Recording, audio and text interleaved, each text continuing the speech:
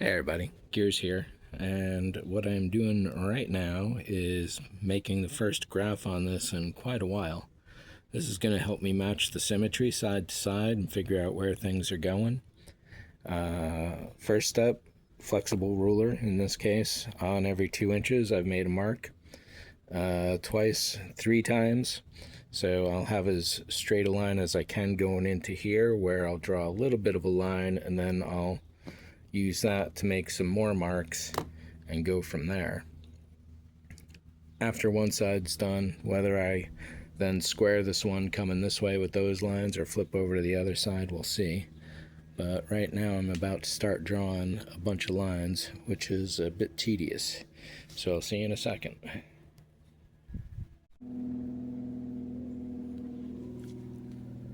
Alright, so with all those lines set, one of the things that always throws me off is coming around here. So I marked off the 13-inch line, comes up here, goes way up here, and then I got to remark over there. But right now I'm about to start drawing down here, and one thing I can't do is draw vertical lines for this area because I don't have a reference here. Everything is from this line right there. So 3 inches in, 5 inches in. So what I need now is some reference lines here so I can mark down there. And I'm about to put those in. Up here, I've put in the vertical marks all the way across to 43 inches, 42 inches, something like that, 42. So that will at least help me set up the vertical lines from there. However, then matching the horizontal lines, that can be a little trickier. So I have to leave the spine clear to do the matching, and I tried to make sure they were all pretty parallel to each other. There's a little sway here and there. That's the and obviously you can't do this with a regular ruler, so this is the best you can do. So let me get some more lines in here and we'll see what's next. So it started off with me struggling to get any ink down in some cases, and then all of a sudden at some point the ink just burst open and it's been flowing ever since. So some of the grid lines are weak, some of them are strong. Nowhere near mathematically correct, but it will be definitely helpful. So what I should do actually is move the car out of the tent, go in there so we got nice even lighting everywhere, and we'll take a look at it there.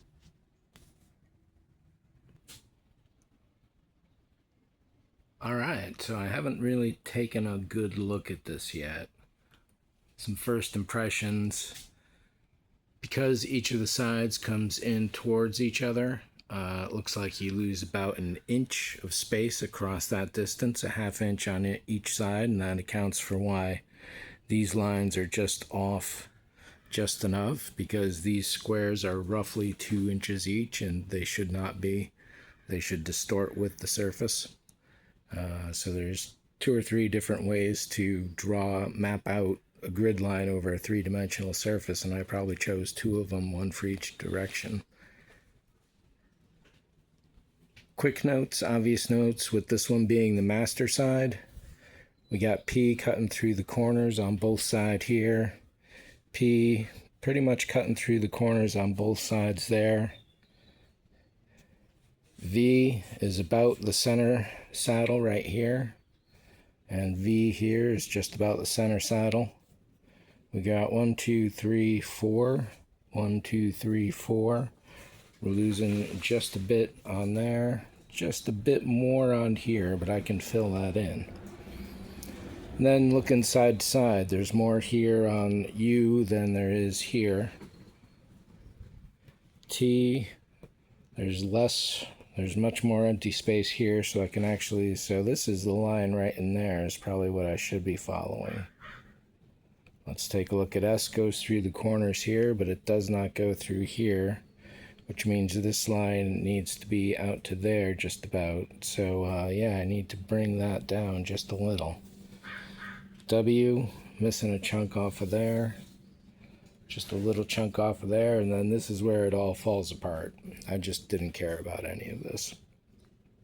Other than the center line, which is approximately true going away all the way up through the front jumping across the middle and then coming out on this side. We have a total of 21 2-inch grids to the inch, just about. This huge space in here is one single 2-inch space, and this is one of the big symmetrical things that's off, and I sort of had to force this because this line really wanted to ride the edge line here, but I had already drawn this line, which clearly comes up a fingertip worth up there. So getting those to meet here, clearly this side is much forward than that side, and just strange because I would have thought it was even when I did it, but I guess not. And whether to cut that out, I don't know. I think I can live with that asymmetry.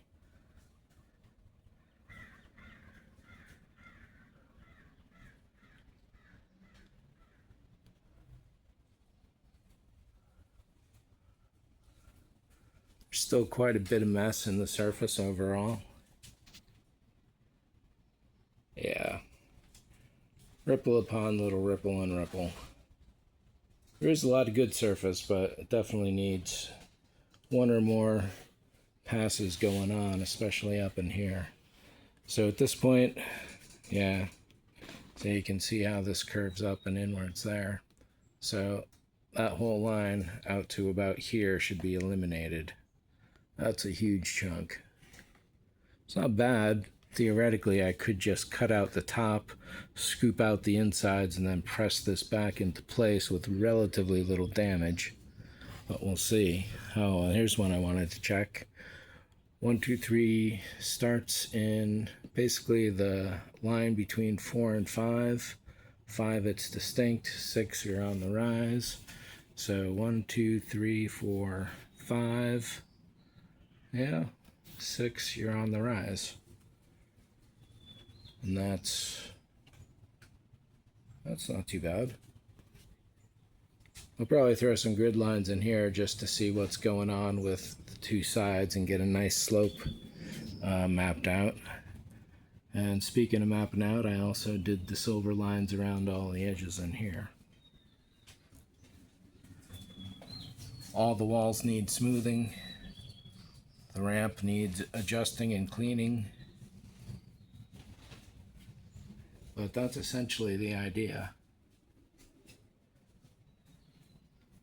I'm still of the mind that casting, or molding rather, the pedestal in place with these, with this ramp here bridged and connected will be easier. The shape will be more complex, but there's not as many depths going on as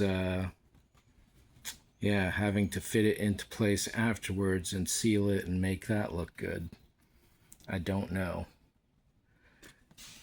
This depth goes about 1/2 inch down, so it's not too bad, but that's a full 2.5 inches with this baseline being 2 inches. So a lot of the actual surface area is less than 2 inches. Or at least it has that complex step going on. So there's still time to think about it.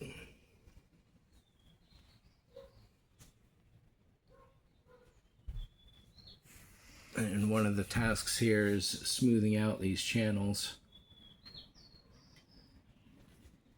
But back to the grids, because that's what this is about.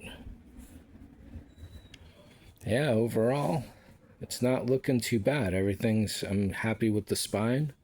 I think that's pretty much set now. Let's count in from the sides here. Yeah, so I got all sorts of thinking and mapping out to do and seeing what slopes here and what slopes there. So I'm going to spend a while staring at this, walking around it, looking for, I'm going to have to silver this line in and then see where it comes in over here.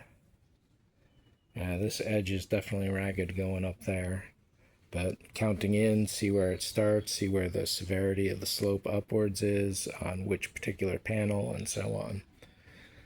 So that's it for this one. Thanks for watching. See ya.